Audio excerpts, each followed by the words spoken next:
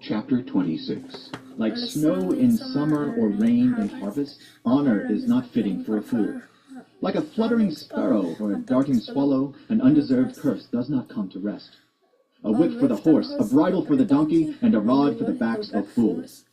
Do not answer a fool according to his folly, or you yourself will be just like him. Answer a fool according to his folly, or he will be wise in his own eyes. Sending a message by the hands of a fool is like cutting off one's feet or drinking poison.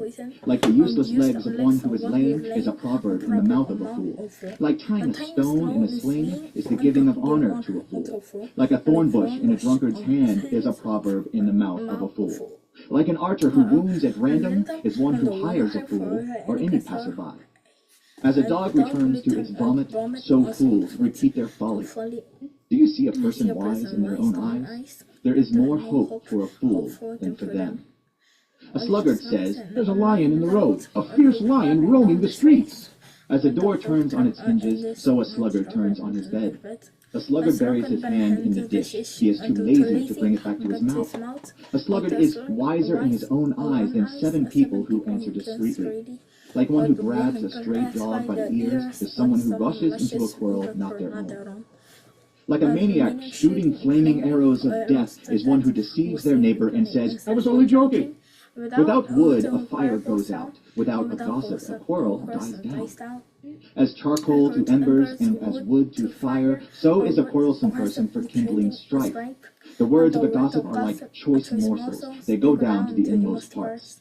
Like a coating of silver dross on earthenware are fervent lips with an evil heart.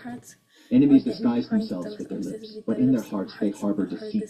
Though their speech is charming, do not believe them, for 7 abominations fill their hearts. Their malice may be concealed by deception, but their wickedness will be exposed in the assembly.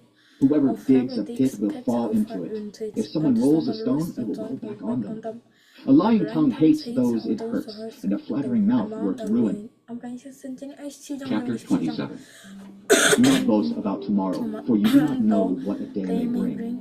Let someone else praise you and not your own mouth, an outsider and not your own lips. Stone is heavy and sand a burden, but a fool's provocation is heavier than both.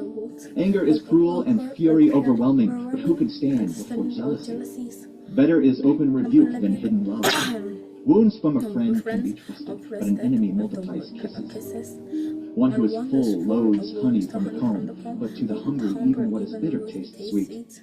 Like a bird that flees its nest is anyone who flees from home.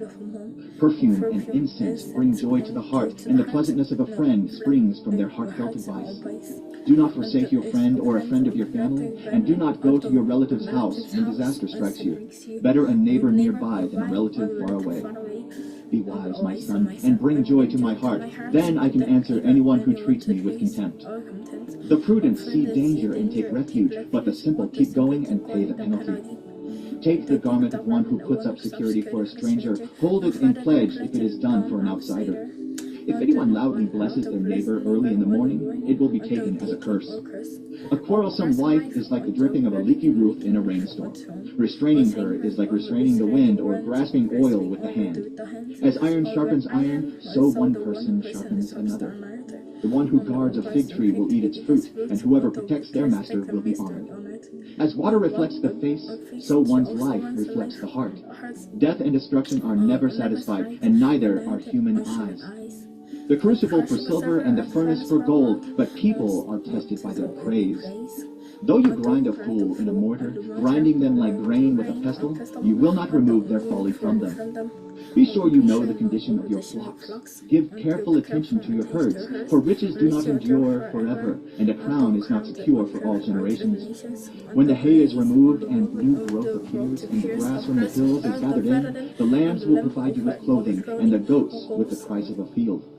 You will have plenty of goat's milk to feed your family and to nourish your female servants.